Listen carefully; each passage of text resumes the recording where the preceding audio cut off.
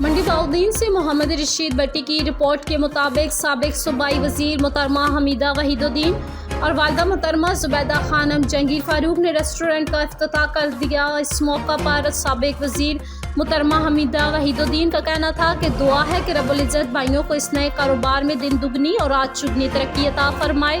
انہوں نے کہا کہ حکومت پنجاب شہریوں کو جدید تقاضوں پر سہولیات کی فراہمی کو یقینی بنا رہی ہے، جس میں تعلیم صحت کے شعبہ جات کو اہمیت دی جا رہی ہے۔ انہوں نے کہا کہ ملک کی ترقی نجی کاروبار کے فروغ کے بغیر ممکن نہیں۔ شہریوں کو چاہیے کہ وہ حکومت پر انحصار کرنے کی بجائے اپنے کاروبار کے لیے کوشش کریں۔ انہوں نے کہا کہ کسانوں کے مسائل کے حل کے لیے حکومت سنجیدگی سے کام کر رہی ہے۔ ہمیں موجودہ حکومت مشکل حالات میں ملی ہے، جلد ہی عوام کی توقعات پورا کرنے کے لیے حکومت ہر ممکن ریلیف فراہم کرے گی۔